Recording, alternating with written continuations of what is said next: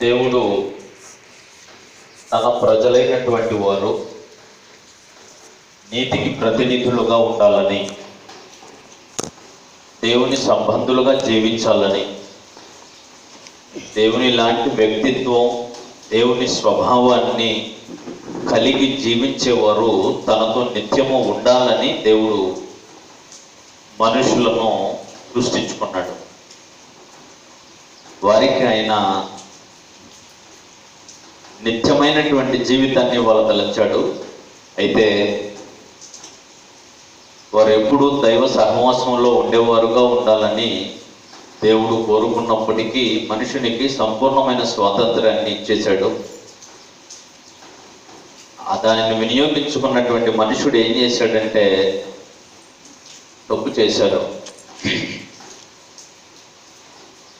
పాపం చేస్తున్న కారణాన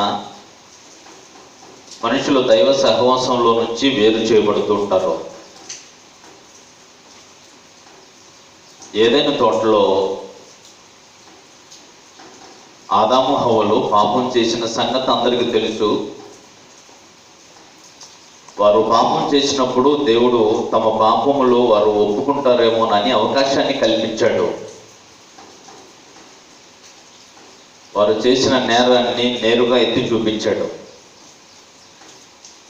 నేను నీకు తినవద్దని ఆజ్ఞాపించిన వృక్ష ఫలములు తింటివా? ఇంత సూటిగా ఆయన చేసిన పని అదే కదా. నేను వద్దన్న చెట్టు ఫలములు తిన్నావా అని అడిగితే దానికి సూటిగా సమాధానం అవునని చెప్పాలి. కానీ ఆ తప్పిదాన్ని కప్పిపెట్టే ప్రయత్నం చేసినందుచేత రాబోయేటువంటి తరాలన్నిటి విషయంలో ఏం జరగబోతుంది అనేది చాలా ఆలోచించాల్సిన విషయం. అయినా దేవునికి ఈ సంగతి అంతా తెలియక కాదు. వారు పాపం చేసినప్పుడు వారి పాపం ఒప్పుకునే అవకాశం కల్పించినప్పటికీ వారు దానిని సద్వినియోగం చేసుకోలేకపోయినప్పుడే దేవుడు తన ప్రణాళికలో ఉన్న మరో కార్యక్రమాన్ని చెప్పేశాడు. అదేంటంటే సాతానుతో ఆ విషయాన్ని చెప్పేశాడు. నా పిల్లలను పాపం చేయటానికి ప్రేరేపించి అపరాధంలో పడేసి నా సహవాసం నుంచి నా పిల్లలకు నువ్వు దూరం చేసేసావు అని వారిని విమోచించగలిగే మరో కార్యక్రమాన్ని కూర్చి ఆ రోజే ఆయన ప్రకటన చేశాడు. అది ఆదికాండం 3వ అధ్యాయం 15వ వచనంలో, ఆదికాండం 3వ అధ్యాయం 15వ వచనం. సాతానుతో దేవుని మాట, నీకును స్త్రీకిని నీ సంతానమునకును స్త్రీ సంతానమునకును వైరము కలుగు చేసేదను. ఆ స్త్రీ సంతానము నిన్ను తల మీద కొట్టును, నీవు ఆ స్త్రీ సంతానం యొక్క మడమ మీద కొట్టుదువు అని దేవుడు సాతానుకు స్త్రీ సంతానమైనటువంటి ప్రభు అయిన క్రీస్తుకు శత్రుత్వాన్ని ప్రవేశపెట్టాడు. నీతికి దుర్నీతికి మధ్య వైరం, శత్రుత్వం అనేది ఏర్పడింది. అక్కడ తోటలో నుంచి తప్పు చేసినటువంటి ఆదాము హవ్వలు, వారిని పాపం చేయటానికి ప్రేరేపించినటువంటి సాతాను తోటలో నుంచి బయటికి కట్టివేయబడ్డారు. బయటకు వచ్చినటువంటి అపవాది దేవుడు ఏమైతే చెప్పాడో ఆ మాటల్ని మనసునందు ఉంచుకొని కార్యక్రమాలు జరిగిస్తున్నాడు. ఏం చెప్పాడంటే మర్చిపోయారు మీరు. స్త్రీ సంతానమునకు నీ సంతానమునకు వైరము కలుగు చేస్తాను, స్త్రీ సంతానము నిన్ను తల మీద కొట్టును అని చెప్పాడు దేవుడు. స్త్రీ సంతానము సాతాను యొక్క తల మీద కొడతాడు అనేటువంటి మాటను మనసునందు ఉంచుకున్న అపవాది నన్ను తల మీద పట్టగలవాడెవరు? స్త్రీ సంతానం అంటే ఇప్పుడు స్త్రీలు కనబోయేటువంటి వాళ్ళంతా నన్ను తల మీద పడతారన్నమాట అని ఆలోచించి మనుషులందరినీ కూడా వాడి స్వాధీనంలోనికి తెచ్చుకొని మనుషులందరి చేత పాపం చేయించే కార్యక్రమం చేశాడు. ఆదాముకి అనగా అవ్వమ్మ కయ్యూను కన్నది, హేబెలును కన్నది. వీరిద్దరూ దేవుని సన్నిధికి వెళ్ళారు. తమ కలిగినదాన్ని తీసుకొని హేబెలు విశ్వాసంతో దేవుని సన్నిధికి వెళ్ళాడు. ఈయన కూడా తమ్మును చూసి ఈయన కూడా ఒక అర్పణ తీసుకొని వెళ్ళిపోయాడు. కానీ అతని మనసు సరిగ్గా లేదు, మంచి మనసుతో తెలియదు అని, మంచి స్వభావంతో ఇవ్వలేదని దేవుడు అతని అర్పణను తిరస్కరించాడు. కయ్యూనుకు కోపం అయితే వచ్చిన మాట నిజమే, కానీ తమ్మును చంపే అంత కోపం అక్కడ లేదు. తన సహోదరుణ్ణి చంపటానికి గల కారణం ఏంటి అంటే కయ్యూను ఈజీగా నా తంత్రానికి పడిపోకూడదు. కయ్యూను నా సంబంధి, కయ్యూను వల్ల నాకు ఇప్పుడు సమస్య లేదు, ప్రాబ్లం లేదు. హేబెలు వల్ల ఇప్పుడు ప్రాబ్లం ఎవరికి? సాతానుకి. ఎందుకంటే దేవుడు చెప్పేశాడు, ఆ స్త్రీ సంతానం నిన్ను తల మీద కొడుతుంది అని చెప్పాడు. కాబట్టి ఈ కయ్యూను నా తల మీద కొట్టేటువంటి దేవుని సంకల్పానికి ఉపయోగపడతాడేమోనని అపవాది హేబెలును చంపించేసింది. కయ్యూను ఎందుకు చంపాడు అనేటువంటి విషయం యోహాను రాసిన మొదటి పత్రిక 3వ అధ్యాయం 12వ వచనంలో ఇలా రాయబడి ఉంటుంది. యోహాను రాసిన మొదటి పత్రిక 3వ అధ్యాయము 12వ వచనం, మనము కయ్యూను వంటి వారమై ఉండరాదు, వాడు దుష్టుని సంబంధి అయి తన సహోదరుని చంపెను అని రాయబడి చూడండి. కయ్యూను ఎవరి సంబంధి అట? దుష్టుని సంబంధి. అసలు దుష్టుడు ఉన్నాడన్న సంగతి అతనికి తెలుసా? తెలియకపోయినా దుష్టుని సంబంధి అయిపోయాడు. అంటే మంచిని ద్వేషించేటువంటి మనస్సు ఏ మనిషికైతే ఉంటుందో, దేవుని యందు విశ్వాసము కలిగి జీవించే మంచి బ్రతుకును ఒకరిని చూసి నేర్చుకునే మనస్సు ఎవరికైతే ఉండదో, మంచి చేస్తున్న వారిని చూసి అసహించుకొని వాళ్ళని ఎలా పడగొడదామా అని ఆలోచించేసే ప్రతి మనిషి, అలాంటి స్వభావం కలిగిన ప్రతివాడు దెయ్యం సంబంధి అయి ఉంటాడు, అపవాది సంబంధి అయి ఉంటాడు. వాడు దుష్టుని సంబంధి అయి తన సహోదరుని చంపాను.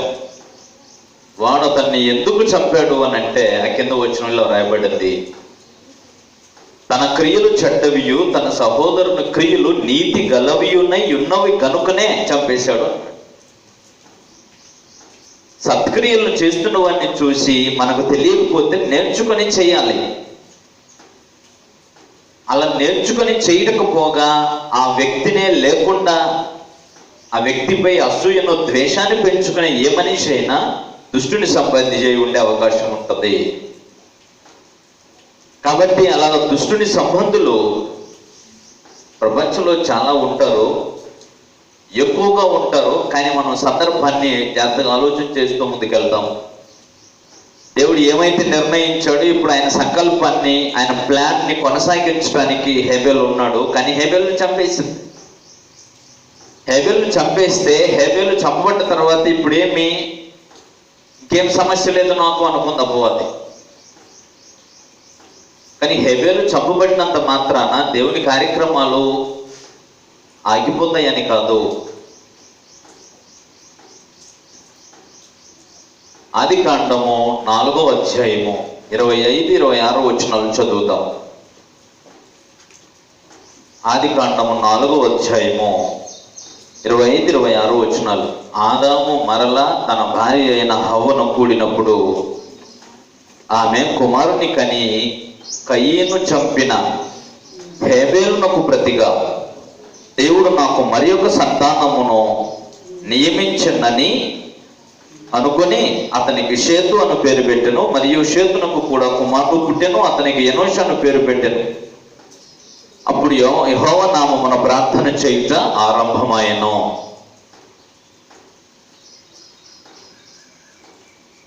అక్కడ రాయబడిన మాట చూసారా? కయీను చంపిన హేబేలునకు ప్రతిగా దేవుడు నాకు మరి ఒక సంతానమునిచ్చాడు అంటుంది స్త్రీ అవమ్మ. కయీను చంపిన హేబేలునకు ప్రతిగా నాకు మరి ఒక సంతానం. నీతి సంబంధులను విశ్వాసులను భూమి మీద నుంచి తుడిచేస్తే పని అయిపోతుందేమో అనుకున్న దుష్ట సమాజానికి తెలియాల్సిన మరో విషయం ఏంటంటే, ఒక నీతిమంతుని చంపితే మరో నీతిమంతుని దేవుడు ఎలాగైనా భూమి మీద పుట్టించగలడు. హేబేలు యొక్క మరణము దేవుని సంకల్పానికి ఆటంకం కాదు. షేతు పుట్టాడు. షేతు కోసం అమ్మ మాట్లాడినటువంటి మాట, హేబేలు చంపిన కయీనుకు ప్రతిగా దేవుడు నాకు మరొక సంతానాన్ని అనుగ్రహించాడని అతనికి షేతు అని పేరు పెట్టేశాడు. షేతు కూడా కుమారుడు పుట్టాడు, అతనికి ఎనోష అని పేరు పెట్టి నా తరువాత అప్పుడు యెహోవా నామమున ప్రార్థన చేయుట ఆరంభమాయెను. అంతవరకు దేవునితో మానవుని సంబంధం తెగిపోయి ఉండగా దేవునితో మరలా సంబంధం కొనసాగేటువంటి కార్యక్రమం మొదలైంది. షేతుకు కొడుకు పుట్టినప్పుడు యెహోవా నామమున ప్రార్థన చేయడం ఆరంభమైంది. ప్రార్థన ఎవరు చేసి ఉంటారో? ఈ ప్రార్థన ఎవరు చేసి ఉంటారో చదవండి మరలా 26వ వచనం. ఆదికాండం 4వ అధ్యాయము 26వ వచనం. ఎవరు చేసి ఉంటారు ఆ ప్రార్థన?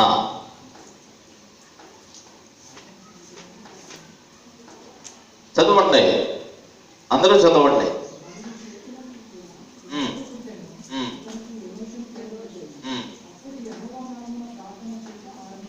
ఎప్పుడు? ఎనోషు పుట్టినప్పుడు. ఎవరు ప్రార్థన చేస్తుంటారు? పుట్టిన ఎనోషు చేసి ఉంటాడా? అడిగిన ప్రశ్నకి ఇంతసేపు సమాధానం మీరు చెప్పాల్సిందే. పుట్టిన ఎనోషు ప్రార్థన చేసి ఉంటాడా? షేతుకు కొడుకు పుట్టే కొడుకుకి ఎనోషు అని పేరు పెట్టేశాడు. యెహోవా నామమున ప్రార్థన చేయడం ఆరంభమైందంటే ప్రార్థన ఎవరు చేసి ఉంటారో? అంతే కదా.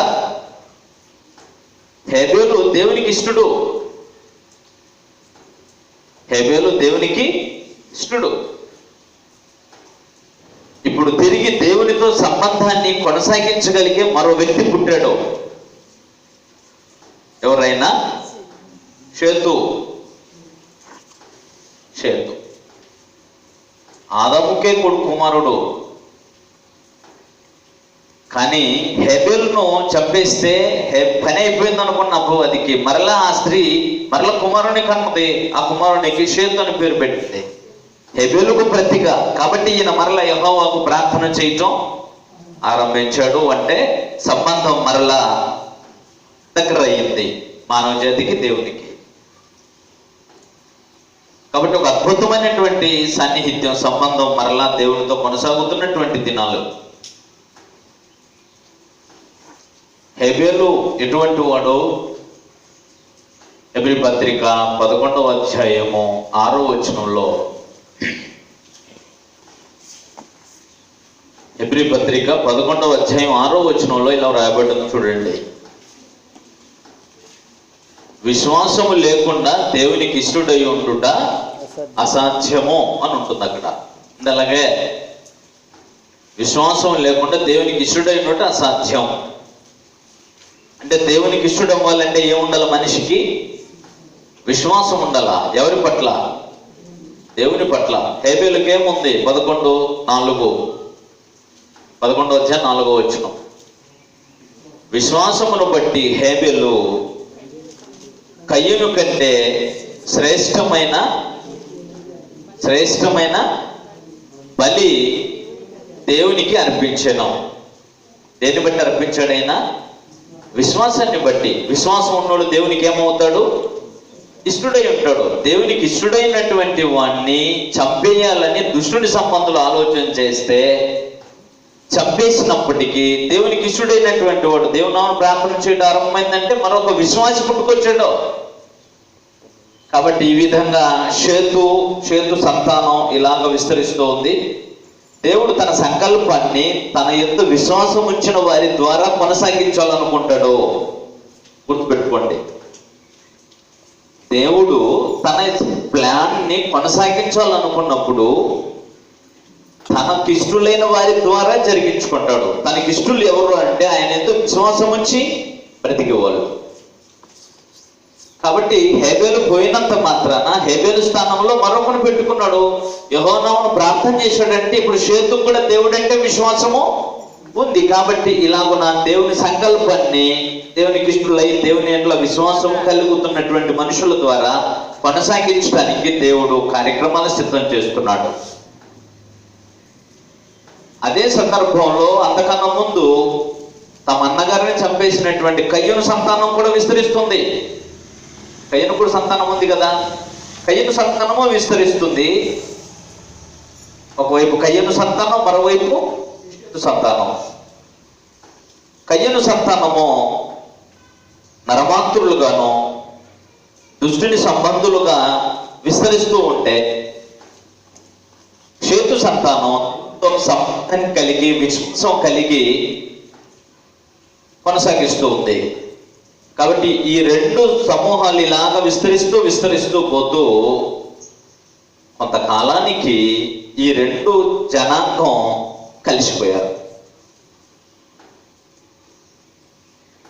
వాస్తవానికి ఆ రెండు జనాంగాలు కలవకూడదు. ఎందువల్లంటే షేతు సంతానము దేవుని యందు విశ్వాసం కలిగి దేవుని కుమారులుగా వృద్ధి చెందుతున్నారు. ఎందుకంటే షేతు సంతానం ద్వారా దేవుడు తన సంకల్పాన్ని కొనసాగించాలనుకున్నాడు. కయ్యూను సంతానములో విషయంలో దేవునికి ఏ విధమైన వాగ్దానం కానీ ప్రణాళిక కానీ లేనట్టే ఉంది. కానీ మీరు ఆలోచన చేస్తే ఈ రెండు జనాంగాలు ఎక్కడికి కలుసుకున్నారంటే దాదాపు ఒక 1600 సంవత్సరాలు గడిచిన తర్వాత ఈ రెండు సమూహాలు, ఈ రెండు ప్రవాహాలు ఒకసారి కలిసిపోయాయి. ఆదికాండం 6వ అధ్యాయం 1వ వచనాన్ని చదివితే, నరులు భూమి మీద విస్తరింపను ఆరంభించిన తర్వాత వారికి కుమార్తెలు పుట్టినప్పుడు దేవుని కుమారులు నరుల కుమార్తెలు చక్కని వారిని చూచి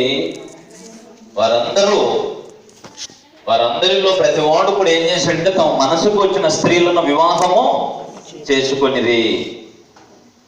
ఏం జరిగింది?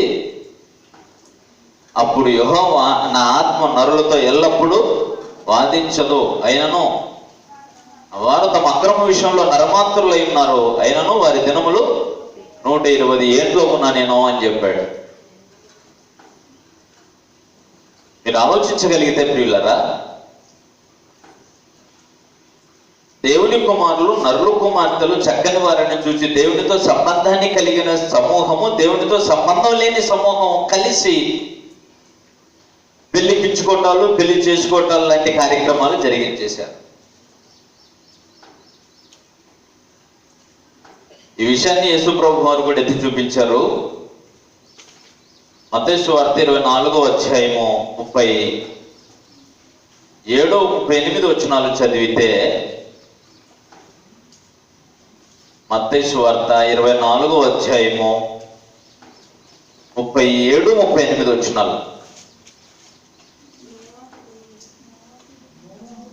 నోవాహు దినముల్లో ఎలాగుండెనో మనిషి కుమారుని రాకడ కూడా అలాగే ఉంటది.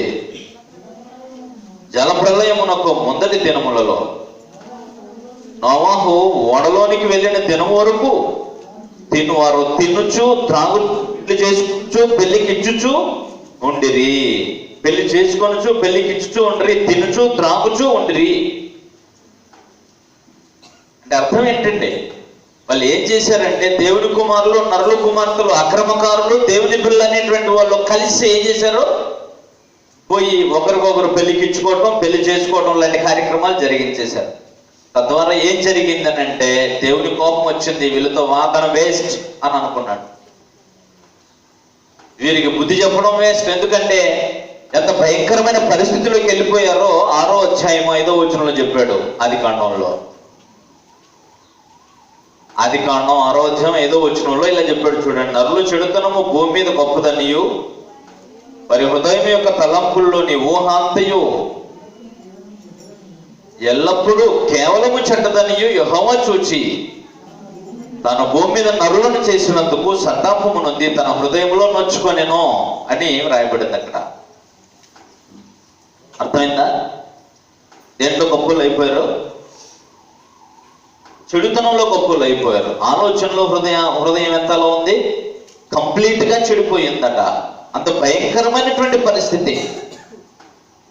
కారణం ఏంటంటే దుష్టుని సంబంధులు, దేవుని సంబంధులు కలిసిపోయారు. కలిసి బియ్యం అందారు, పెళ్లికిచ్చుకోవటం, పెళ్లి చేసుకోవటం. దీనిని బట్టి కానీ క్రొత్త నిబంధన సందేశాన్ని బట్టి కానీ మీరెవరైనా తెలుసుకోవలసిన విషయం ఏంటంటే దుర్నీతి సంబంధులు నీతి సంబంధులకు కలిసి వివాహం చేయకూడదు. అవిశ్వాసికి విశ్వాసికి జోడు పెట్టకూడదు. ఎప్పుడు అవిశ్వాసులకైతే అవిశ్వాసులు చేసేసేయండి, విశ్వాసులనైతే విశ్వాసులనే వెతుక్కొని చేయండి పెళ్ళిళ్ళు. మగ పిల్లలైనా ఆడపిల్లలైనా. యుక్త వయసుకు వచ్చినటువంటి పిల్లలు, యవన బిడ్డలు కూడా అన్యులతో పనికిమాలినటువంటి సహవాసాలు చేయకండి. అది ఎప్పటికీ మీ భవిష్యత్తుకు మంచిది కాదు.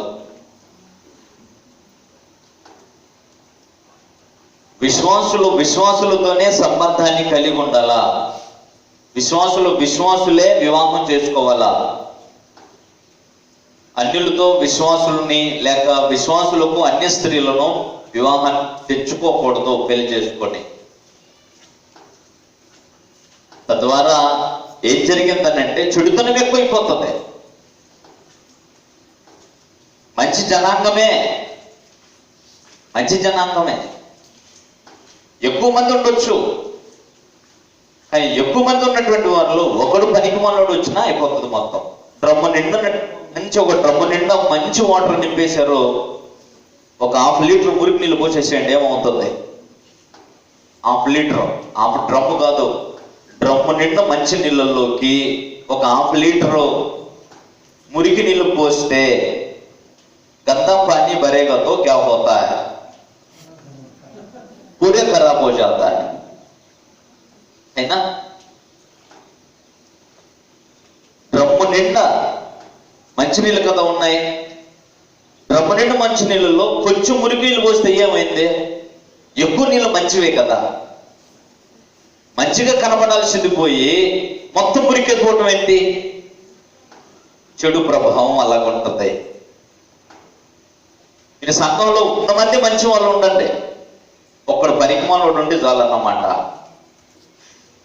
అర్థమైందా? ఒక్క పరికమాలోడు ఉంటే చాలు, సంఘం అంతా పాడైపోతుంది. ఇలాంటి కార్యక్రమాలను కొంచెం నేను అబ్జర్వ్ చేస్తూ ఉంటాను. ఎవరి వల్ల సంఘానికి కీడు కలుగుతూ ఉంటుందో ఆ వ్యక్తులను సరిచేసి సంస్కరించడానికి ప్రయత్నం చేస్తాము. కుదరకపోతే నమస్కారం చెప్పేసి బయటకు పోమంటాం అంతే. సంఘం ఎవరిది? నాది కాదు, నీది కాదు, ఎవరిది? అది ప్రభు రక్తం కాచి సంపాదించింది. ఆ సంఘాన్ని పాడు చేసేటువంటి చెడ పురుగులను ఉంచడం న్యాయం కాదు. మన ఇంట్లో మనం అందరం మంచి వాళ్ళమే, మన ఇంట్లో ఒకడున్నా చాలు. మన వీధిలో మనం అందరం మంచి వాళ్ళమే, ఒక కుటుంబం చెడ్డ కుటుంబం ఉన్నా చాలు పాడు చేయడం కోసం. అబ్బా మొన్నటి వరకు అంత బాగానే ఉంటే 1 ఇయర్ కింద ఆ ఇంట్లో వచ్చారో అయిపోయింది. ఎట్లుంటది? ఎందుకంటే చెడు ప్రభావము ఎక్కువ ఉంటుంది, చెడు ప్రభావము ఎక్కువగా ఉంటది. కాబట్టి మంచి మనుషులు కూడా చెడిపోతారు. అంటే ఎందుకు చెప్తున్నానంటే, మంచి వాళ్ళు దేవుని కుమారులు నరుల కుమార్తెలు నరులతో సహవాసం చేస్తే వాళ్ళను కూడా దేవుని కుమారులుగా మార్చేయచ్చు కదా. మార్చలేదు, వాళ్ళు మారవల్లగా. విషయాన్ని ఎప్పుడు గుర్తుంచుకోవాలి మనం. కాబట్టి జరిగినటువంటి పరిస్థితులను బట్టి ఎంత దయనీయ స్థితికి వచ్చేసిందనంటే, పరలోకమందున దేవునికి కోపం వచ్చేసి భూమి మీద నరులందరినీ, భూమి మీద ఉన్న జీవరాశులన్నింటినీ కూడా తుడిచేస్తాను అనేటువంటి నిర్ణయానికి వచ్చేసాడు దేవుడు. అయినా పరమందున్నటువంటి దేవునికి ఒక సంకల్పం ఉన్నప్పుడు ఆయన సంకల్పాన్ని కొనసాగించడం కోసం నీతి సంబంధులుగా, నీతి ప్రతినిధులుగా తనకంటూ ఒక సంతానం అవసరం కనుక ఆ ప్రజలను చూసుకుంటుంటాడు. ఆయన చూస్తాడా? చూడడా? చూస్తుంటాడు, పరిశీలనగా చూస్తుంటాడు. దేవుని యొక్క వ్యక్తిత్వం ఉంది. కీర్తన గ్రంథంలోని 53వ కీర్తన 2వ వచనంలో, కీర్తన గ్రంథం 53వ కీర్తన 2వ వచనంలో, వివేకము కలిగి దేవుని వెతకువారు కలరేమోనని దేవుడు ఆకాశము నుండి నరులను చూస్తూ పరిశీలన చేస్తూ ఉన్నాడట. దేవుడు ఏం చేస్తుంటాడు? నరులను పరిశీలిస్తుంటాడు. ఎవరి కోసం? వివేకము కలిగి దేవుని వెతికే వారు ఉన్నారా అని చెప్పేసి పరలోకమందున దేవుడు నరులను, నరజాతిని పరిశీలన చేస్తుంటాడు. కాబట్టి పరిశీలన చేస్తుంటే ఇంతమంది చెడిపోయిన సమాజంలో కూడా చెడిపోకుండా భక్తిగా బ్రతికినటువంటి ఒక ఆయన ఉన్నాడు. ఆదికాండం 7వ అధ్యాయం 1వ వచనం. ఒక ఆయన ఉన్నాడు చూడండి. అక్కడ దేవుడు భూమి నరులందరూ అన్ని కాలాల్లో పరిశీలనగా చూస్తుంటాడు. దేవుడు నోవాహుతో మాట్లాడుతున్నాడు. నోవాహు, ఈ తరము వారందరిలో నీవే నా ఎదుట నీతిమంతుడు ఉండుట నేను చూచా అని చెప్పాడు. అంటే నేను పరిశీలనగా చూస్తున్నాను భూమి నరులందరినీ, నువ్వు ఒక్కడ కనబడ్డావయ్యా నాకు అని నోవాహుతో చెప్పాడు దేవుడు. మిశ్రిత జన్మం కలిసిపోయింది. దేవుని కుమారులు నరుల కుమార్తెలు కలిసిపోయి ఇచ్చలు విడిగా పెళ్లిళ్ళు చేసుకోవడం, పెళ్లికి ఇచ్చటాలు, తిరటాలు, త్రాగటాలు లాంటివి కొనసాగుతున్నాయి. అదే సంగతి యేసుప్రభు వచ్చే కాలానికి కూడా జరుగుతుందని చెప్పేశాడు యేసుప్రభు వారు. మనిషి కుమారుడు రెండవ రాకడ వరకు ఏం జరుగుతుందంట? మనిషి కుమారుడు దినములు ఇలాగే జరుగుతుందట. ఏం జరుగుతుంది? తినటం, త్రాగటం, పెళ్లి చేసుకోవటం, పెళ్లికి ఇవ్వటం. తినటం, త్రాగటం అయితే అందరికి కామన్ అయిపోయింది. అది ఎంత కామన్ అయిపోయిందంటే బోధకులు కూడా తాగి ప్రసంగం చేసి అంత కామన్గా అయిపోయింది అన్నమాట. తెలుసా మీకు? మాస్టర్లు కూడా తాగితేనే ప్రసంగాలు వస్తున్నాయట కొంతమందికి. మాకేమో తింటేనే ప్రసంగం రాదు. తిన్నా కూడా తింటే కూడా ఆయాసం వచ్చింది, ప్రసంగం చేయడం చేత కాదు. కానీ వాళ్ళు తాగితేనే ప్రసంగం వచ్చిందట. ఇలాంటి బోధకులు ఒకవైపు, సంఘంలో ఉన్న వాళ్ళందరూ పెద్దలందరూ కూర్చొని తాగి తందనలాడి సంఘాన్ని నడిపించి పెద్దలు ఒకవైపు, ఇక సమాజం సంఘంలో ఇంకా అంత మిగతా జనామంతా ఏం చేస్తారండి? అది తాగొచ్చు, ఇది తాగొచ్చు, అది మాత్రమే తాగకూడదని చెబితే అది తాగితే ఉంది, ఇది అది అన్ని అని చెప్పేసి అందరూ తాగేస్తారు. తినటం, త్రాగటం అనే విషయానికి వచ్చేసరికి అద్దుపొద్దులు లేకుండా అయిపోయింది. సరికదా? ఈ తాగుబోతుల సంగతి ఇలా ఉంటే పెళ్లి చేసుకునే కార్యక్రమాలు మనిషి కుమారుని దినముల్లో కూడా ఇలా జరుగుతాయి అంటున్నాడు. అని అంటే మనిషి కుమారుని రాకడ దినాల్లో మనం ఉన్నట్లయితే ఇదే పరిస్థితిలో అవిశ్వాసులు, విశ్వాసులు కలిసి వివాహం చేసుకునే దౌర్భాగ్యపు పరిస్థితులు కూడా జరుగుతాయని హెచ్చరిక ప్రభువు ముందే చెప్పేశాడు. కాబట్టి ఇలాంటి కార్యక్రమాలు జరగకుండా జాగ్రత్త పడాలా. మొదటి పాయింట్ తెలుసుకోవాల్సిన విషయం. నోవాహును గురించి మనం ఆలోచన చేస్తున్నాం. నోవాహు గారు దేవునికి నచ్చాడట. పరిశీలనగా చూస్తే నోవాహును నాకు నచ్చావయ్యా అన్నాడు. ఇప్పుడు ఆ నోవాహు యొక్క వ్యక్తిత్వం ఎటువంటిదని అంటే దేవుని యందు విశ్వాసం కలిగినటువంటి వాడు. 6వ అధ్యాయం 9వ వచనం ఆదికాండం 6వ అధ్యాయము 9వ వచనం. నోవాహు వంశావళి ఇదే. నోవాహు నీతిపరుడును తన తరములో నిందారహితుడునై ఉండెను. నోవాహు దేవునితో కూడా నడిచిన వాడు. నోవాహు ఎవరట? దేవునితో కూడా నడిచినటువంటి వాడు. నోవాహు ఎవరట? నీతిపరుడు. నోవాహు ఎవరట? నిందారహితుడు, అంటే నిర్దోషి. ఆయన భూలోకం అంతటినీ పరిశీలనగా చూస్తే మనుషులేమో తమ హృదయాలోచనలో ఎల్లప్పుడూ కేవలము చెడ్డవారని చూస్తే ఒకే ఒక ఆయన కనబడ్డాడు. ఆయన మాత్రం సంపూర్ణంగా దేవునికి నచ్చేశాడు.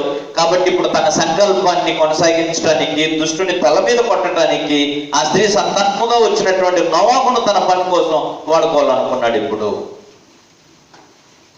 ఇప్పుడు ఆ నోవాహు ఎటువంటి జీవితాన్ని కలిగి ఉన్నాడో ఆయన ఒక్క జీవితాన్ని మాత్రం మనం తెలుసుకుందాం. ఈ రోజుకి చాలా విషయాలు ఉన్నాయి. దీనంతటి విషయాల్లో మనం తెలుసుకుంటున్న ముఖ్యమైన విషయం ఏంటంటే, నీతికి దుర్నీతికి మధ్య పోరాటం జరుగుతూ ఉంటుంది. దుర్నీతి ఎక్కువగా ప్రబలిపోతుంటుంది. నీతి తక్కువగా ఉన్నప్పటికీ, నీతిమంతులు భూమి మీద చంపబడుతూ ఉన్నప్పటికీ అది వారి ఓటమి కాదు, అది విజయం. దేవుడు తన సంకల్పాన్ని కొనసాగించడానికి శేషమే మిగులుతూ వచ్చింది దేవునికి. ఎంతమంది చంపుతుంటే ఏం ప్రయోజనం? పొలం వేసేసాం, పొలంలో మొత్తం చెత్త చెదారమే ఎక్కువ ఉంది. ఏం చేసుకుంటాం? తేడా వస్తే నిప్పు పెట్టేస్తాం, మళ్ళా పంట వేసుకుంటాం, అంతే కదా. దేవునికి ఇష్టలుగా మనము ఈరోజు బ్రతకాలి అని అంటే మన ద్వారా ఎన్నో భవిష్యత్ తరాలు బాగుపడేటట్టు మనం బ్రతకాలి. దేవుని ఉద్దేశం అంతే. మనం చెడిపోతే మన తర్వాత ఎన్నో తరాలు చెడిపోతాయి. తద్వారా దేవుని సంకల్పమే అయిపోవాలా. యేసుక్రీస్తు ద్వారా తనకు కుమారులనుగా స్వీకరించాలని దేవుడు సంకల్పం చేసుకున్నాడు. సాతాను తలను చిత్తగొట్టేసి దేవుని రాజ్యాన్ని స్థాపించి దేవుని రాజ్య సంబంధులు ఎలా ఉండాలో ఈ ప్రపంచ మానవ జాతి మధ్య దేవుని పరిపాలన ఉండేటట్టుగా దేవుడు ఒక సంకల్పం చేసుకున్నాడు. కానీ ఆ సంకల్పం జరగకుండా ఆటంకపరిచే కార్యక్రమాలు అడుగడుగునా కనబడుతూ వచ్చాయి. వాడి ప్రభావం ఎక్కువగా కనిపిస్తూ ఉన్నప్పటికీ, నీతిమంతులు భూమి మీద చంపబడుతూ ఉన్నప్పటికీ అది ఓటమి కాదు, అది విజయమే. దేవుడు తన కార్యక్రమాన్ని జరిగిస్తూ ఉంటాడు. ఈ కార్యక్రమంలో నోవాహును చూసినటువంటి పరమ తండ్రి దేవుడు నిజంగా నోవాహు ఎంత నీతి కలిగిన వాడు, ఎంత విశ్వాసం కలిగిన వాడు అనేటువంటి విషయాన్ని మనం ఆలోచన చేస్తే ఎంత అద్భుతంగా ఉంటుందో చూడండి. మనం కూడా విశ్వాసులమే కదా. విశ్వాసులేనమ్మా మీరంతానే? సోదరులు మీరందరూ విశ్వాసులంటే బయట ఉన్న వాళ్ళు, లోపల ఉన్న వాళ్ళంతా విశ్వాసులేనా? ఇప్పుడు తేలిపోతుంది. ఎబ్రీ పత్రిక 11వ అధ్యాయం 7వ వచనం. ఎబ్రీ రాసిన పత్రిక 11వ అధ్యాయం 7వ వచనంలో రాబడింది చూడండి.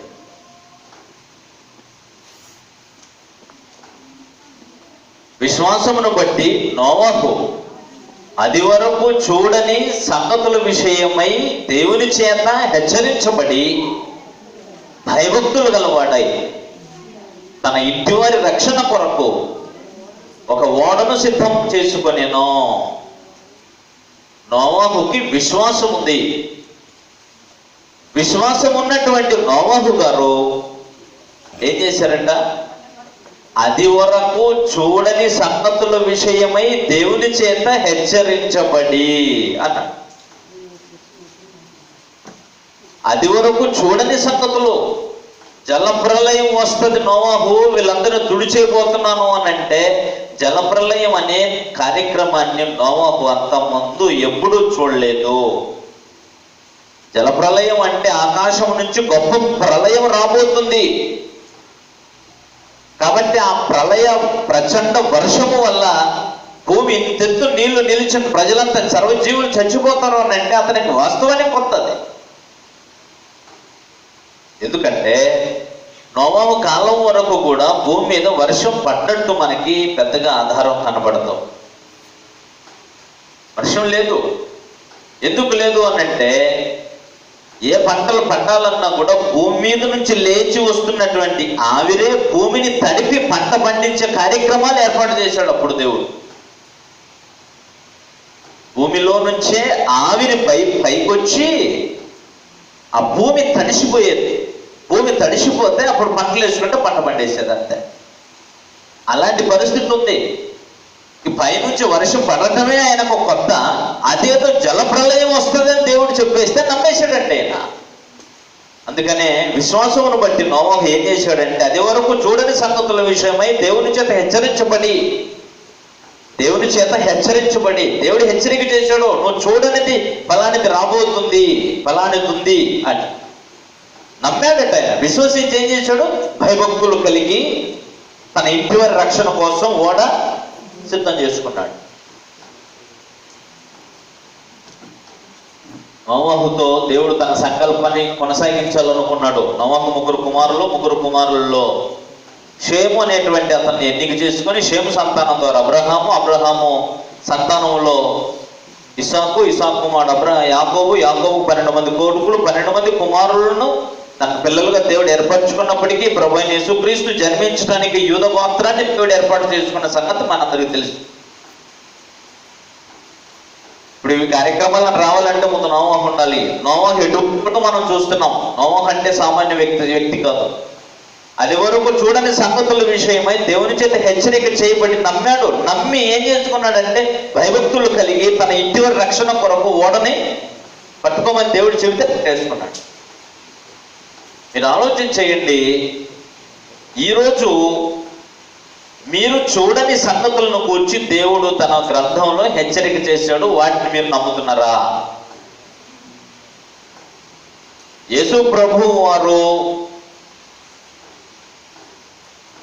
ఈ భూలోకానికి వచ్చినప్పుడు ఏమేం చెప్పాడు మనకి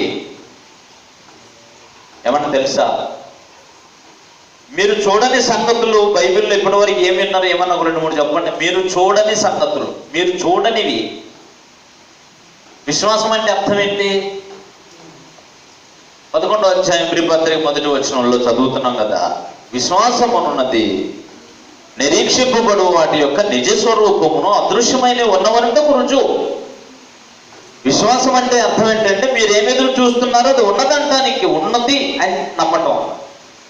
అదృశ్యమైన అంటే కంటికి కనబడనవి ఉన్నాయని నమ్మటం విశ్వాసం. ఎవరిని బట్టి నమ్ముతున్నారు? మనం సృష్టించినోడు ఎవరో, కనబడనిది ఏదైతే ఉంది అని చెబుతున్నాడో దానిని కలుగు చేసిన వాడు ఆ దేవుడైతే ఆయన మాటను బట్టి మనం నమ్ముతున్నాం. కాబట్టి దేవుని వాక్యాన్ని బట్టి ఇప్పటి వరకు మీరు చూడనివి, మీ కళ్ళతో చూడనివి ఏవైనా బైబిల్లో విని ఉంటే వాటిని నమ్ముతున్నారా? మీరు ఏమి విన్నారు చెప్పండి? మీరు చూడనివి. నంబర్ 1 పరలోకం. దేవుని చేత హెచ్చరిక, అదైతే మేలుకొల్పు కదా. పరలోకానికంటే ఆహ్వానం. హెచ్చరిక చేశాడు. ఇప్పుడైనా మీరు చూడని వాటిని గురించి హెచ్చరిక చేశాడు. ఏం హెచ్చరిక చేశాడు? హెచ్చరిక అంటే బీ కేర్ అని చెప్పాడు.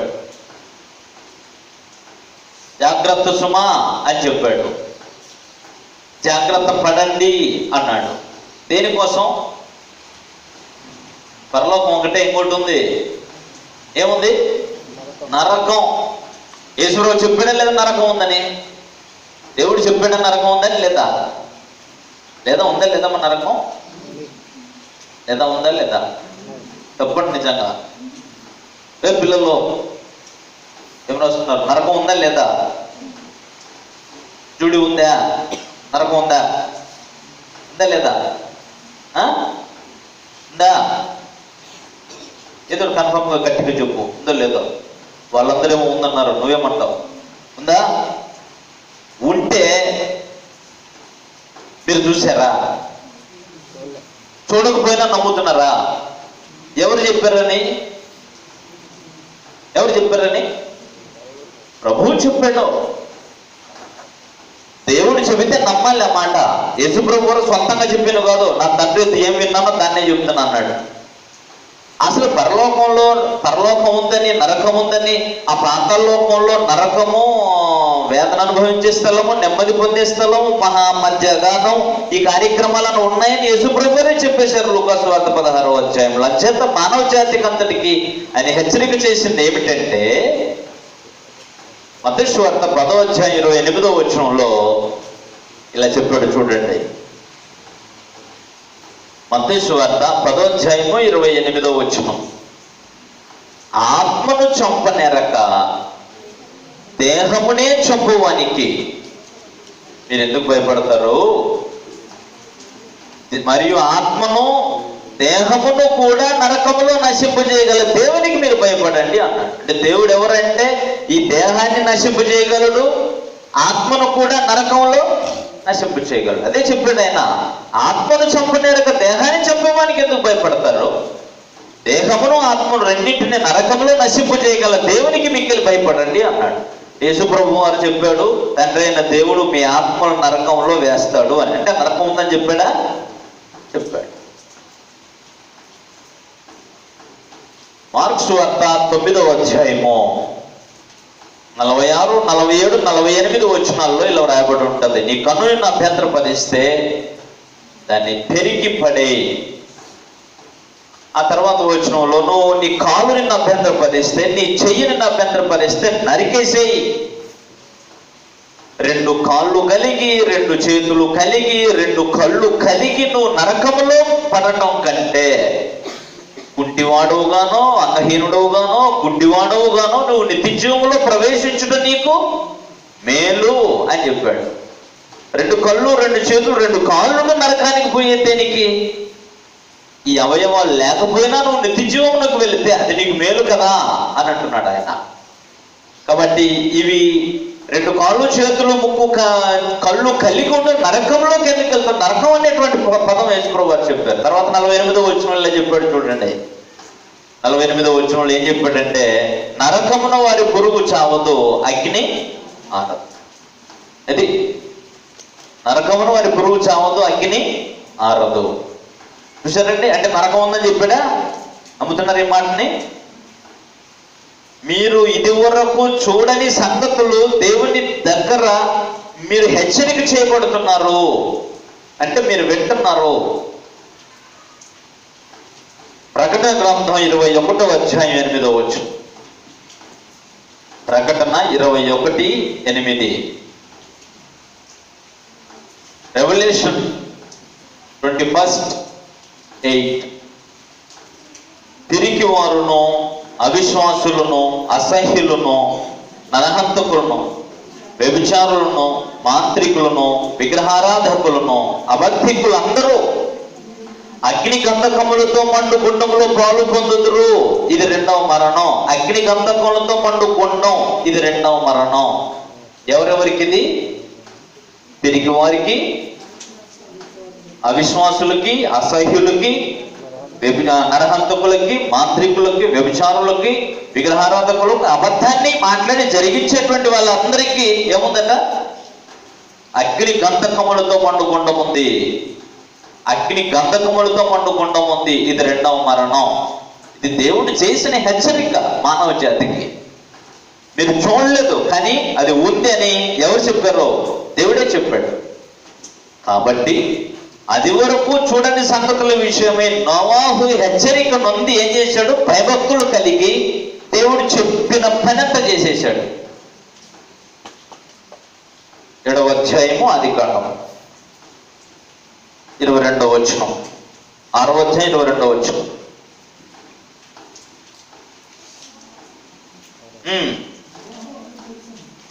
నోవాహు అట్లు చేసాను.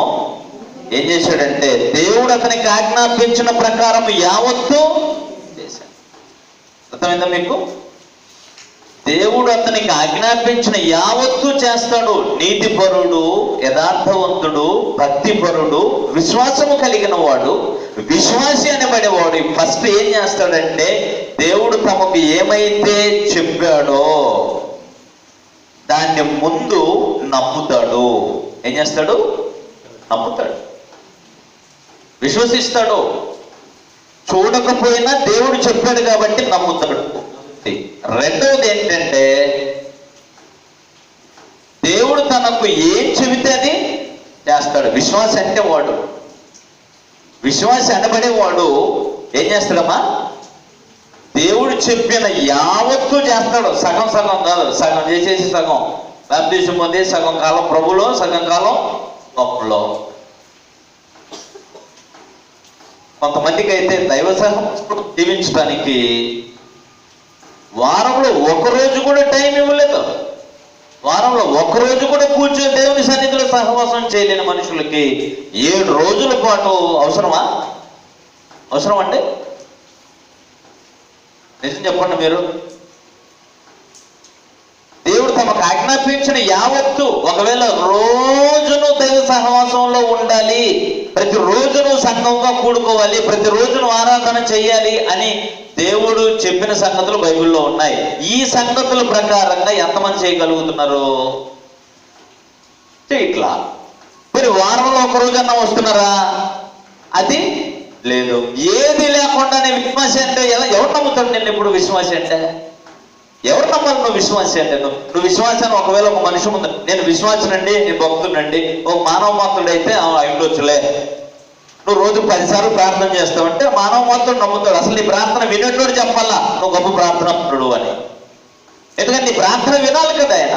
వెంటనే నీ ప్రార్థన వినాలంటే ఆయన చెప్పిందని నువ్వు చేసి ఉండాలా. చేసింది ఎక్కడా? చేయలేదు. ఆయన చెప్పిన యావత్తు చేసేవాడు విశ్వాసి. దేవుడు చెప్పినదల్లా చేసేవాడు నీతిపరుడు.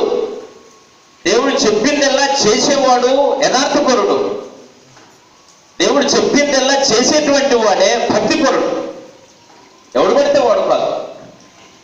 ఎవరికే వాడు చెప్పుకుంటాడు భక్తిపరుడు ఎలాగ అవుతాడు? మనుషుల్లో గొప్పవాడు అవ్వచ్చు, మనుషుల్లో భక్తిపరుడు అవ్వచ్చు. ఆయన చెప్పాడు కొన్ని ఉంటాయి విషయాలు పసిగట్టడానికి. ఉంటాయి కదా, జ్వరం వచ్చిన నడిసని చెప్తావు, చేపట్టుకొని చెప్తావు. ఎంత జ్వరం వచ్చిందన్న సంగతి వెళ్ళంటే ఏం పెట్టాలా? థర్మోమీటర్ పెట్టి చూడాలా, అంతేనా? షుగర్ నీకు ఎంత ఉంది? బ్లడ్ తీసి చెక్ చేయాలా, లేకపోతే మిషన్ పెట్టి చెక్ చేయాలా? ఎంత పెడితే నీకు షుగర్ ఉందా? నువ్వు ప్రార్థనా పరుడో కాదో, నీ ప్రార్థన దేవుడు వింటున్నాడో లేదో, నీ భక్తి ఆయనకి నచ్చిందో లేదో అన్న సంగతి తెలియాలని అంటే నువ్వు యథార్థవంతుడు, నీతిపరుడు, నిందారహితుడు, విశ్వాసి, దేవునికి ఇష్టడు అయితే ఆయన ఆజ్ఞాపించిన యావత్తు చేస్తావు. అది దేవుడు ఏం చెబితే అది చేస్తావు, అంతే. నోరు మూసుకొని చేస్తావు. బలవంతంగా కాదు, నువ్వు ఆయనకి ఇష్టంగా జీవిస్తూ ప్రేమతో చేసే కార్యక్రమం అది. బలవంతంగా చేస్తే వద్దురా బాబు, నీకు భక్తి వద్దు, నీ సేవ వద్దురా నాయన అని చెప్పేసి దేవుడే తోసేస్తాడు. ఇష్టంగా చేసేది నువ్వు ఆయన నమ్మాలి ఫస్ట్. అది వరకు తాను చూడని సంగతుల విషయమై దేవుని చేత హెచ్చరిక చేయబడి భయభక్తులు కలిగి ఉండి ఏం చేశాడంటే దేవుడు తనకు ఆజ్ఞాపించిన యావత్తు చేశాడు. మరలా చెప్తున్నాను, అది నోవహుకు విశ్వాసే. కొత్త నిబంధనలో విశ్వాసుల సంగతి చెప్పాడు మనకి. మీరు కూడా విశ్వాసులే కదా, విశ్వాసులే కదా? క్రీస్తునందు విశ్వాసం ఉంచి మనం ఆత్మచేత ముద్రించబడి దేవుని పిల్లమయ్యాం. నిత్య స్వార్థం కోసం ఎదురు చూస్తున్న వారు మనం. కాబట్టి నిత్యత్వానికి సంబంధించి మనం చాలా జాగ్రత్తగా ఆలోచన చేసుకోవాలి. మనం ఏం చేయబోతున్నామో, ఎక్కడికి వెళ్ళాలని కార్యక్రమాలు జరిగిస్తున్నాం. నమ్ముతున్నారా? దేవుడు చెప్పాడు, మీరు చూడనిది నిత్య నరకం ఉంది, దాంట్లోకి ఏ ఏ పనులు చేసే వాళ్ళు వెళ్తారో చెప్పాడు. దాన్ని తప్పించుకోవాలంటే క్రీస్తునందు విశ్వాసం ఉంచి కొత్త నిబంధనలో మీకు ఇవ్వబడిన ఆజ్ఞలన్నింటినీ యావత్తు నెరవేర్చాలి. నెరవేర్చితేనే మీరు ఎవరై ఉంటారు? దేవునికి ఇష్టలై ఉంటారు, విశ్వాసులై ఉంటారు. అర్థమైంది కదా? మొదటిది నమ్మటం, రెండవది దేవుడు ఆజ్ఞాపించిన యావత్తు చేయటం, మూడవది అతడు భయభక్తులు కలిగి ఏం చేశాడంట? తన ఇంటి వారి రక్షణ కొరకు ఓడను సిద్ధం చేసుకోలేను. తన ఇంటి వారి కొరకు ఏం చేస్తాడమ్మా? ఓడను సిద్ధం చేసుకున్నాడు. ఇంటిలో ఇంటి వారందరి క్షేమం కోరి వారి రక్షణ కోరేటువంటి ఎవరైనా సరే వాళ్ళు ఏం చేయాల్సిన అవసరం ఉందో తెలుసా? విశ్వాసులైతే తమ ఇంటి వారందరినీ రక్షించుకునే కార్యక్రమం చేస్తారు. ఇంటి వారందరూ ఏమో వాళ్ళ దారి వాళ్ళదే, నా దారి నాదే, అంటే నువ్వు కూడా గోదారే అని చెప్తాడు ఆయన. ఎందుకంటే విశ్వాసి దేవునికి ఇష్టడైనటువంటి వాడు. మనము మన ఇంటి వారు రక్షించుకోవాలి. ఒక్కడు రక్షించబడితే ప్రయోజనం లేదు. విశ్వాసి చేసేటువంటి కార్యక్రమాలు తన ఇంటి వారందరి రక్షణ కొరకు ఓడ సిద్ధం చేసుకుంటాడు. అర్థమైందండి? ఇంటి వారందరి కొరకు ఏం చేసుకుంటాడు? ఓడ సిద్ధం చేసుకుంటాడు. ఇంటి వారందరి రక్షణ కోసం ఆలోచన చేసుకుంటాడు. ఇంటి వారందరి యొక్క పరిశుద్ధత కోసం ఆలోచన చేసుకొని నడిపించుకుంటాడు. నిరంతరం ఆలోచన చేసుకోవాల్సిన విషయాలు అవి. ప్రతి వారు, ప్రతి తల్లి, ప్రతి తండ్రి, ముఖ్యంగా తండ్రులే కుటుంబాలను కూర్చిన పూర్తి బాధ్యత. తప్పు చేసింది అవ్వ, దేవుడు ఎవరిని అడిగింది? ఆదాముని అడిగాడు. ఎందుకని? పరిపాలన నీది కదా, శిరస్సు నీవు కదా. అర్థమవుతుందా? కాబట్టి కుటుంబ యజమానులైనటువంటి వాళ్ళందరూ కూడా కుటుంబ రక్షణ కోసం ఆలోచన చేసుకోవాలా. తన ఇంటి వారందరిపై ప్రేమ కలిగినటువంటి వాడు ఆయన. మంచిది. మూడవది, ఇక్కడ ప్రత్యేకమైన విషయం ఏంటంటే, తను చూడని దాన్ని దేవుడు చెబితే నమ్మి ఓడను కట్టుకుంటున్నాడు. ఇప్పుడు దేవుడు పని చేయడంలో అతనికి ఎంత పని ఉందో తెలుసండి. ఓడ కట్టడం అని అంటే, మీ పిల్లలు పేపర్తో చేసి వానకు పారుతున్న నీళ్ళలో ఓడ పంపించే ఓడ అంత సులువైంది కదా అది. మన పిల్లలు వర్షంలో నీళ్లు పారేసి అలా రోడ్డు మీద పారుతూ ఉంటే ఏం చేస్తుంటారంటే, పేపర్ తీసుకొని చిన్న పడవ చేసేసి పడవ పోతుందో అని చెప్పేసి చూస్తుంటారు. అలాంటిది చేసాడు ఆయన. ఎన్ని సంవత్సరాలు కట్టాడో తెలుసా? 100 ఏళ్ళు కట్టాడు ఓడ ఆయన. ఎన్నేళ్ళు? 100 years. 100 సంవత్సరాలు కష్టపడ్డాడు దేవుని మాటకు లోబడి, భయపడి, దేవుని మాటను నమ్మి 100 సంవత్సరాలు కష్టపడ్డాడు తన ఇంటి వారి రక్షణ కోసం. దేవుడే చెప్పాడు, ఇంకా మిగతా జీవరాశులు కూడా ఆడది మగది వస్తాయా, అవన్నీ నువ్వే తెచ్చుకోవాలన్నాడు. ఓడ కట్టడానికి ఆయన ఇంజనీర్ కాడు. అంతకుముందు ఓడ కట్టినటువంటి ఎక్స్పీరియన్స్ పర్సన్స్ లేరు ఆ కాలంలో. అర్థమవుతుందా లేదా?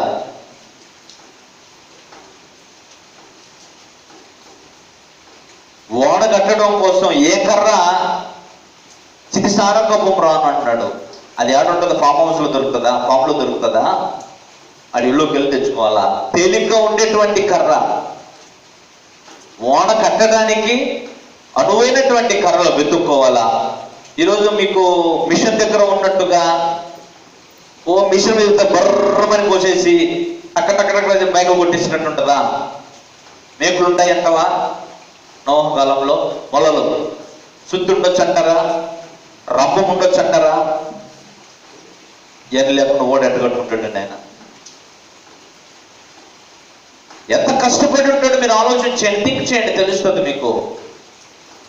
ఇంటివారి రక్షణ కొరకు ఆయన చెప్పాడు, జలప్రలయం వస్తుందని, దాన్ని నమ్మాడు. నేను నా ఇంటి వారు దేవుడు చెప్పినట్టుగా మిగతా జీవరాశులన్నింటినీ కాపాడడం కోసం ఓడ కట్టుకోమన్నాడు. కాబట్టి నేను ఓడ కట్టాలా?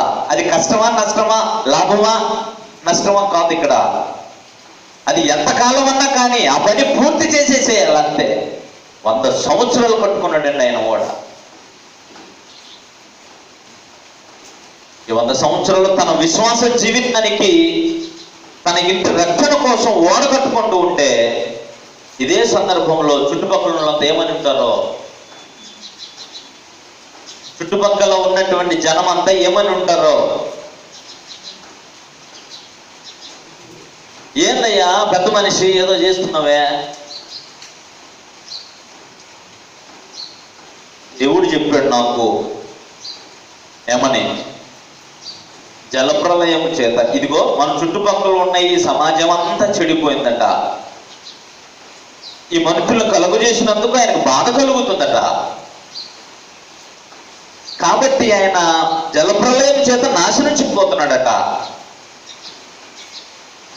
దేవుడు నాశనం చేయబోతున్నాడు. మనుషులు నీతి మార్గములను అనుసరించి బ్రతకడం లేదు.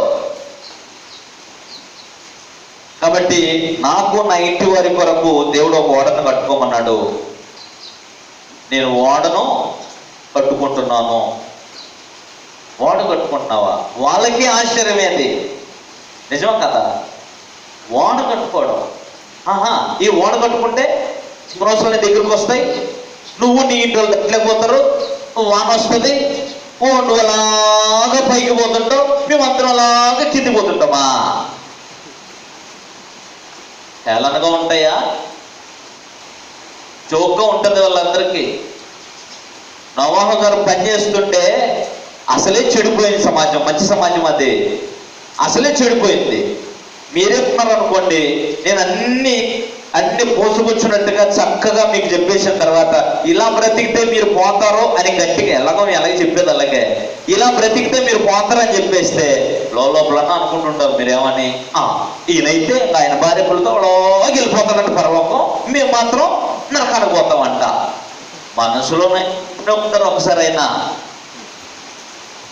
ఏమనుకుంటారు, లోపల ఏమనుకుంటున్నాడు. కానీ ఆ కాలంలో అయితే పూర్తిగా చెడిపోయిన సమాజం కాబట్టి ఒక అని అనేసి ఉంటారు, ఏమనుకులు ఎత్తున్నావు నువ్వు అని ఉంటారేమో. ఎంత హేళన చేసి ఉంటారు. ఈ ఓడ కట్టేటప్పుడు, ఆ వాన వచ్చేటప్పుడు, ఈయన పైకి పోయేటప్పుడు, మేము కింద మునిగిపోయేటప్పుడు అన్నట్టుగా చూస్తుంటారు జనం అంతా. నిజమా కదండి? అసహ్యంగా ఉంటుంది, చూసే వాళ్ళందరికీ హేళనగా ఉంటుంది, గేలి చేస్తున్నట్టు ఉంటుంది, జోక్గా ఉంటుంది. నోవాహు గారి విషయంలో చూడండి, వాళ్ళేమో చెడిపోయిన వాళ్ళు, వీళ్ళేమో నీతి సంబంధి. ఆయన దేవుడు చెప్పాడు చూడండి, దాన్ని నమ్మేసి ఓడ కట్టుకున్నాడు. ఆయన చెప్పడం ఏంటి, నువ్వు నమ్మటం ఏంటి, నువ్వు కట్టుకోవటం ఏంటి, నీకేమైనా బుర్ర ఉందా లేదా? ఆయన ఓడ కట్టుకునే ఎట్లా ఏం చేసిపోతే సముద్రం పక్కన కట్టుకోవాలా? వాళ్ళేమో సముద్రం పక్కన ఉన్న నివాసాలు కాదు, వాళ్ళు నదిలో పక్కన నివాసం అది వాళ్ళది. సముద్రం చాలా దూరం వాళ్ళది.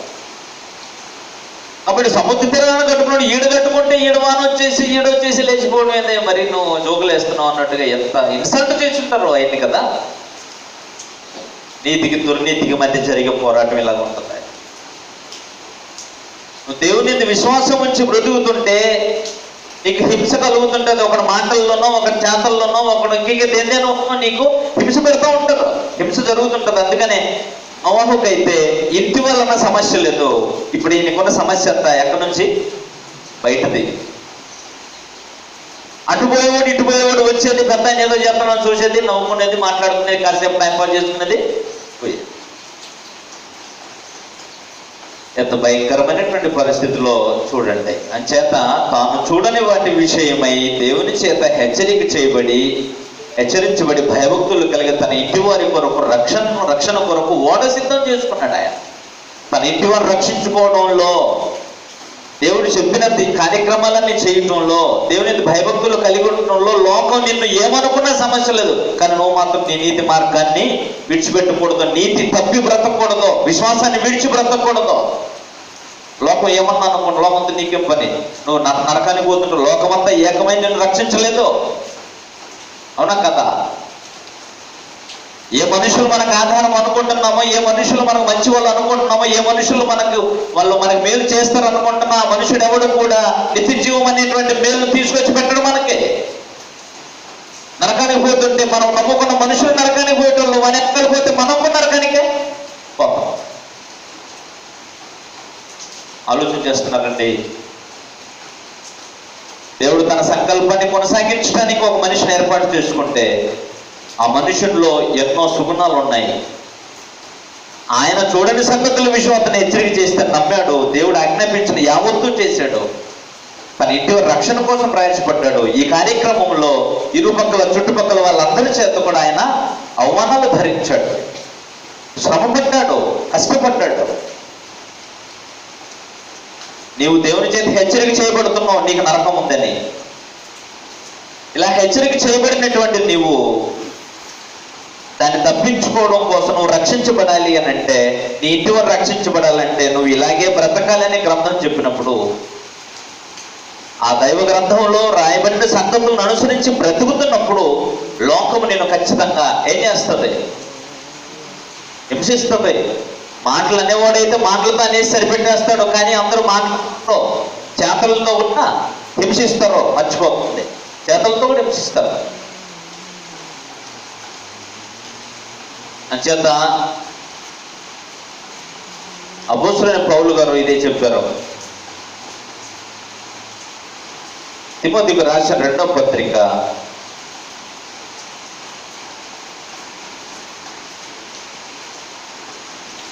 3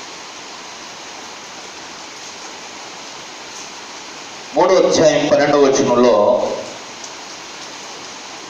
3:12 క్రీస్తు యేసునందు సద్భక్తితో బ్రతుకును ఉద్దేశించు క్రమంతో హింస పొందుతురు. ఏమవుతారట? క్రీస్తు యేసునందు సద్భక్తితో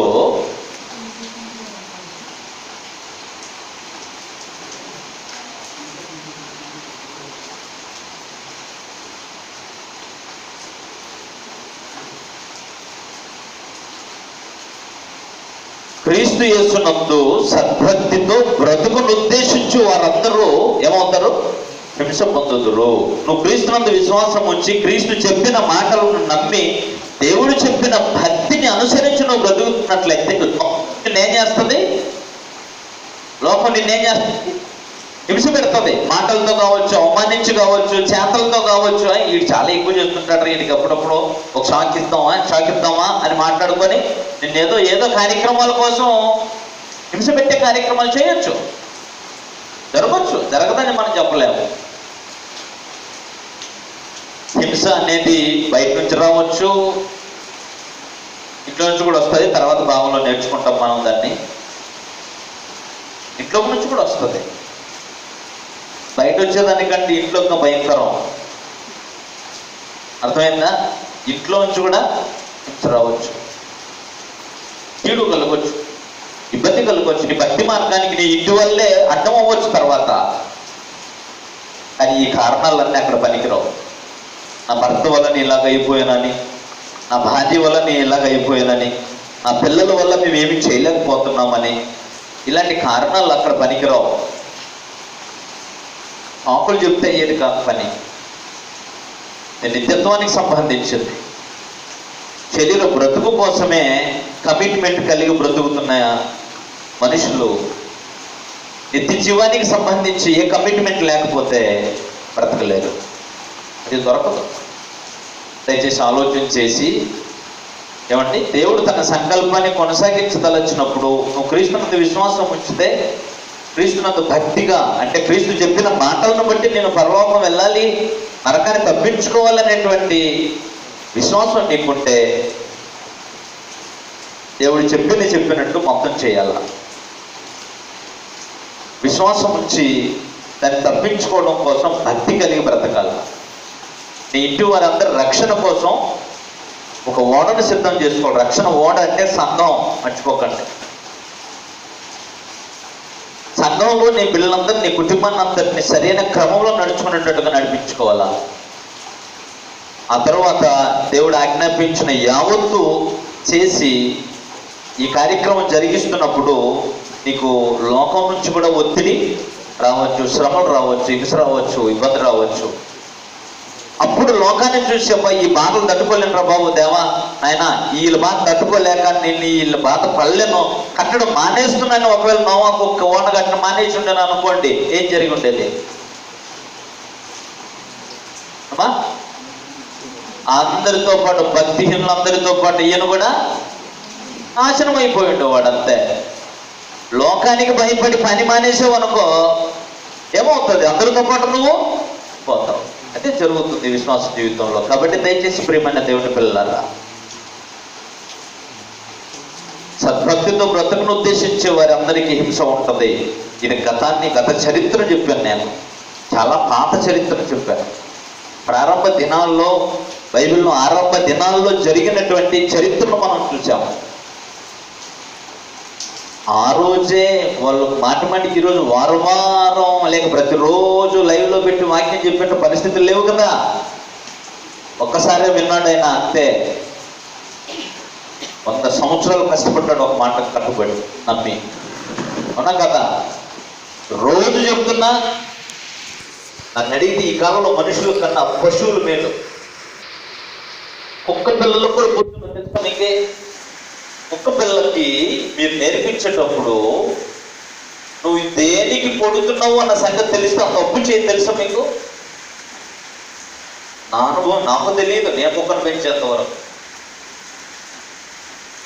అది మన్ను తింటూ ఉన్నప్పుడు స్టార్టింగ్లో దాన్ని 2 సార్లు కొడితే ఇప్పుడు మన్ను తింటుంది తెలుసండి. తెచ్చుకొని ఒకవేళ బెల్ట్ వదిలేసి వెళ్ళిపోతే ఒక్కసారి రాయి తీసుకొని వేసాను అంతే. రాయికి రాయితో పడుతుందంటే పరిగెత్తుకొని వస్తుంది అంతే. నేను ఎందుకు